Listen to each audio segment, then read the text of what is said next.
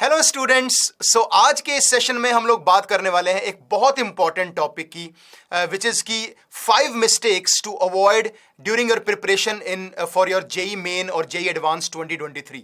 तो कुछ ऐसी मिस्टेक्स हम जो स्टूडेंट्स होते हैं वो करते हैं जिनकी वजह से हम लोग को एक अच्छा कॉलेज नहीं मिल पाता, अच्छी परसेंटाइल नहीं आ पाती।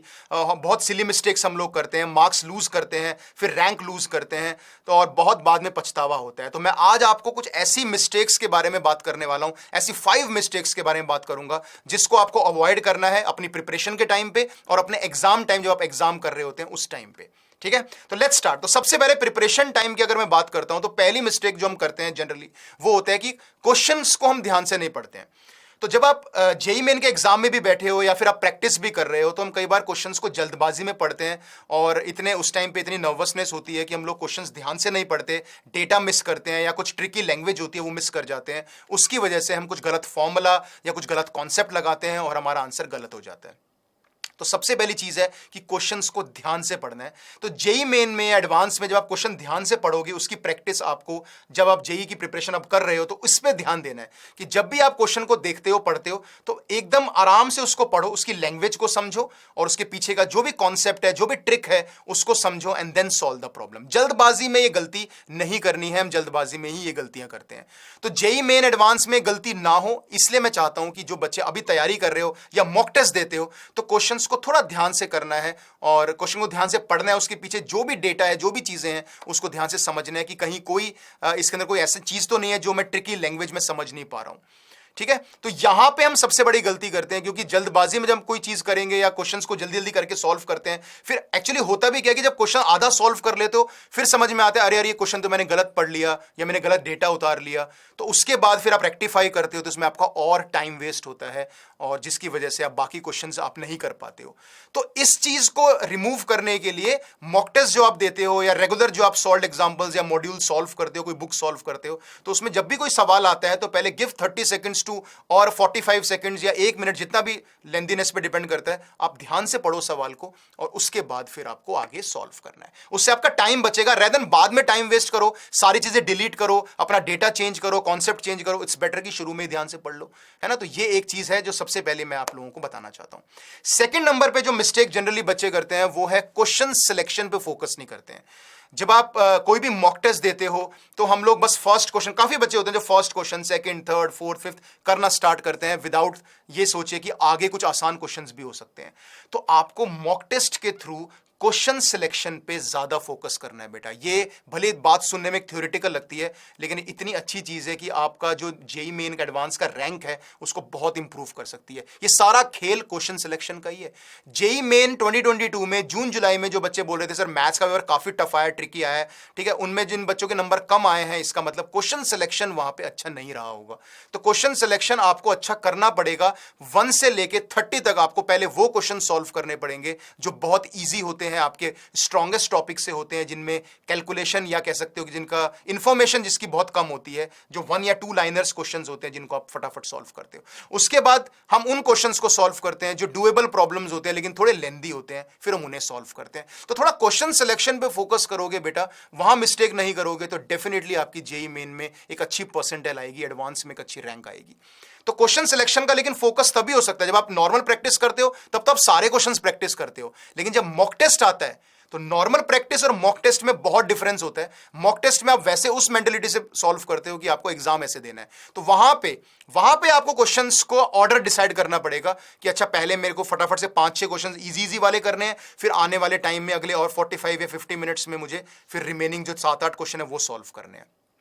तो वो स्ट्रैटेजी मॉक टेस्ट के थ्रू ही आपकी बनेगी, उसी से आपका पक्का होगा। और question selection is very very important. कभी भी ये मत करना कि पहला सवाल सॉल्व किया, दूसरा किया, तीसरा किया, उससे हो सकता है कि कुछ इजी क्वेश्चंस आपके मिस आउट हो जाएं, स्पेशली मैथ्स जैसे लेंदी पेपर में। ठीक है, तो दूसरी मिस्टेक या दूसरा जो एक चीज है वो आपको इस पे ध्यान रखना है। तीसरी चीज है कि लेंदी क्वेश्चंस की प्रैक्टिस करो। क्योंकि बहुत सारे स्टूडेंट्स होते हैं जो लेंदी क्वेश्चंस की प्रैक्टिस नहीं करते हैं, हम या फिर प्रैक्टिस करते भी हैं तो एंड तक सॉल्व नहीं करते हैं, और उसके बाद जब जेई का एग्जाम आता है तो आप बीच में आपको वो एक टायर्डनेस शुरू हो जाती है, या आप लगता है कि नहीं यार क्वेश्चन बहुत लेंदी जा रहा है, छोड़ दो, वो नर्वसनेस होना शुरू हो जाती है। तो लेंदी क्वेश्चंस की प्रैक्टिस करना स्टार्ट करो, क्योंकि जेई मेन में जिस तरह का पेपर आ रहा है वो सिर्फ लेंदी क्वेश्चंस ही आपसे पूछ रहे हैं। लेंदी क्वेश्चंस हैं, कुछ इजी भी हैं, लेकिन ज्यादातर जो इजी हैं वो लेंदी भी हैं। या तो टफ होंगे तो वैसे भी चलो हो सकता है सॉल्व ना भी हो, लेकिन जो क्वेश्चंस इजी होते हैं लेकिन लेंदी होते हैं उनकी प्रैक्टिस हमें करनी पड़ेगी। लेकिन वो क्वेश्चंस भी आपको एंड तक सॉल्व करने हैं। मैं कितनी बार बता चुका हूं कि हाँ, कितना भी क्वेश्चन रेपिटेटिव हो, कितना भी आसान लगे, कितना भी बेसिक लगे, कितना भी लगे कि हो जाएगा, लेकिन आपको एंड तक सॉल्व करना है। ये एक्चुअली जेई मेन की अब रिक्वायरमेंट हो गई है टू सॉल्व लेंदी क्वेश्चंस। ठीक है, लेंदी क्वेश्चन सॉल्व करो, टाइम लिमिट में सॉल्व करने की कोशिश करो, और प्रैक्टिस लेंदी क्वेश्चंस की ज्यादा करो, तो उससे आपका बहुत फायदा होने वाला है अगर आप लेंदी क्वेश्चंस प्रैक्टिस करते हो तो ये एक मिस्टेक हम जनरली बच्चे करते हैं कि हम लोग लगता है हो जाएगा सवाल, या बहुत लेंदी लग रहा है तो क्या ही आएगा, छोड़ देते हैं इसको। तो वो चीजें नहीं करनी, आपको लेंदी क्वेश्चंस प्रैक्टिस करने, हो सके तो टाइम लिमिट में करने की कोशिश करो। 5 मिनट 6 मिनट अपने आप को दो, देखो होता है कि नहीं होता। नहीं होता तो थोड़ा ज्यादा टाइम दो, फिर धीरे धीरे उसको कम करने का ट्राई करो। ठीक है, चौथा जो पॉइंट है जो मैं बताना चाहता हूं वो है, कई बार स्टूडेंट्स हम लोग क्या होता है कि बिना शेड्यूल के पढ़ना स्टार्ट कर देते हैं। हमें लगता है कि नहीं, बस हमने 7-8 घंटे आज पढ़ाई कर ली, अब हमने ये नहीं देखा कि उस 7-8 घंटे में हमने कितना पढ़ाई किया और उसमें कितना इफेक्टिव फाइनली वो आउटपुट आया। कई बार हम लोग बिना शेड्यूल के पढ़ाई कर लेते हैं कि चलो आज इस चीज़ का पढ़ने का मन कर रहा है, ये पढ़ लेते हैं या वो पढ़ लेते हैं। ठीक है, तो बिना शेड्यूल के पढ़ाई करने से ना उससे नुकसान, देखो वैसे कोई नुकसान नहीं है, लेकिन नुकसान ये होता है कि आप लोग इससे, जब शेड्यूल नहीं होता है हमारे पास, तो अल्टीमेटली जब एंड रिजल्ट आता है, जब एंड डेज आ जाते हैं, तो आपको पता चलता है यार इतनी प्रैक्टिस नहीं हुई, या कुछ मॉक टेस्ट देते तो फिर नंबर नहीं आते हैं। फिर आपको लगता है सर नंबर तो आ नहीं रहे, मैंने मेहनत तो खूब करी थी, मैं तो दिन में 8-8 9-9 घंटे पढ़ता था, लेकिन नंबर नहीं आए, क्योंकि आपने आर्ली बेसिस पे उसको डिवाइड नहीं किया, आपने वैरायटी ऑफ प्रॉब्लम्स नहीं करे, या आपने टाइम लिमिट में क्वेश्चन सॉल्व नहीं करे। तो वहां पे वो चीज दिखती है जब आपके फाइनली रिजल्ट आता है। तो जैसे मैंने बोला, नंबर आना, टेस्ट देना इज डेफिनेटली डिफरेंट फ्रॉम जो आप घर पे नॉर्मली पढ़ाई करते हो। तो थोड़ा सा पढ़ने का एनवायरनमेंट भी ऐसा रखो कि जो थोड़ा टेस्ट से मिलता जुलता हो।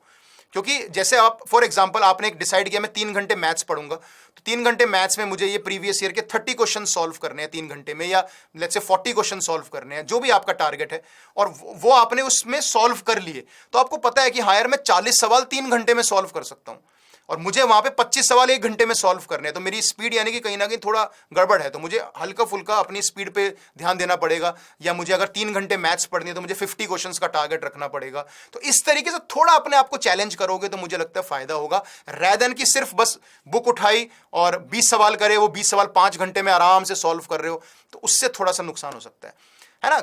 मैं ये नहीं कह रहा डेली ये काम करो, क्योंकि हो सकता है कई बार बहुत लेंदी सवाल आते हैं, एडवांस के क्वेश्चंस आते हैं, थिंकिंग एबिलिटी भी हमें इंप्रूव करनी होती है, तो हम एक क्वेश्चन को कई बार 1 घंटा भी दे देते हैं just to improve our thinking skills.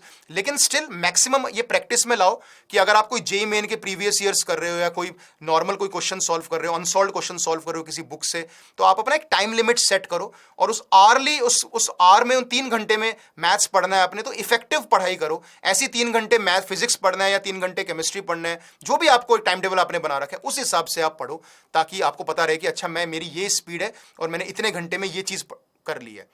तो शेड्यूल के हिसाब से पढ़ोगे तो टाइम पे सिलेबस भी खत्म होगा, एंड डेफिनेटली आपका इससे बहुत ज्यादा फायदा होगा।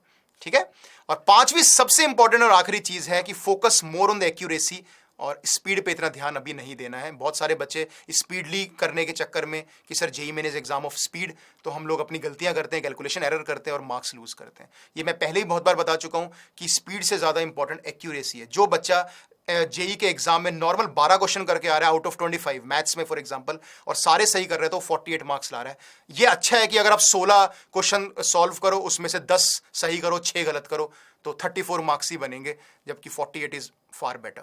तो ये मत कोशिश करो कि मुझे 15 16 17 18 मुझे सॉल्व करने हैं और वो मेंटली अच्छा लगता है, और फिर बाद में 3 4 5 गलत भी करने हैं। इट्स बेटर कि 12-13 क्वेश्चन सॉल्व करो, सारे सही करो, 50+ मार्क्स लेके आओ, और 98-99 परसेंटाइल के ऊपर लेकर आओ, लुत्फ उठाओ उस चीज का।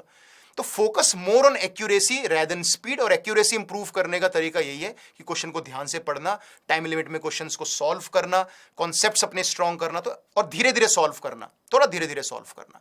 फिर उसके बाद अपनी स्पीड को इंप्रूव करो कि किसी, अच्छा मैंने सपोज मैथ्स का क्वेश्चन 25 क्वेश्चन मैं मैथ्स में सॉल्व करता हूं, तो मुझे 25 के फॉर एग्जांपल मुझे 12 क्वेश्चन सॉल्व करने हैं, वो 12 क्वेश्चन आपको 1 घंटे में करने हैं। आप 1 घंटे की जगह 1.5 घंटे में सॉल्व करो उन क्वेश्चंस को, ठीक है। और धीरे धीरे अगले 12 क्वेश्चन का जो सेट होगा उसे 1.25 घंटे में करो, अगले 12 क्वेश्चन का सेट उसको 65 मिनट्स में करो, अगले 12 क्वेश्चन का जो सेट होगा वो 55 मिनट्स में करो। अपने आप को थोड़ा चैलेंज करने की कोशिश करो, मॉक टेस्ट के थ्रू ये सब काम करने की कोशिश करो।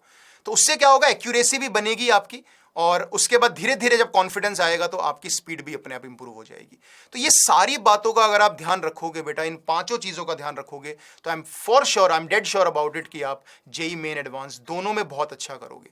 तो इसको लेकिन करने के लिए आपको अपना शेड्यूल बनाना है और मॉक टेस्ट देना है। प्रीवियस ईयर जो भी आप करते हो थोड़ा टाइम लिमिट में करो, एक क्वांटिटी की जगह क्वालिटी पढ़ाई करो, डू वैरायटी ऑफ प्रॉब्लम्स, और जितने मॉक टेस्ट दे सकते हो उतने मॉक टेस्ट दो। मॉक टेस्ट देने से ही क्लैरिटी आती है कि आप कौन सा सवाल छोड़ना है, कौन सा करना है, ठीक है, कितने फिजिक्स केमिस्ट्री मैथ्स में क्या ऑर्डर रखना है, कितना टाइम डिवाइड करना है तीनों सब्जेक्ट्स में, और राउंड स्ट्रेटेजी लगानी है कि अच्छा पहले 5 इजी क्वेश्चन जल्दी जल्दी चूज करके सॉल्व कर लिए, फिर अगले 10 क्वेश्चन मैंने आराम से सॉल्व करे। तो ये सारे मॉक टेस्ट में ही आपको पता चलता है कि आप कहाँ एरर कर रहे हो और उसको रेक्टिफाई करते हो, ठीक है। तो ये सारी बातें अच्छे से ध्यान रखना बेटा, and I wish you all the best for your JEE exam.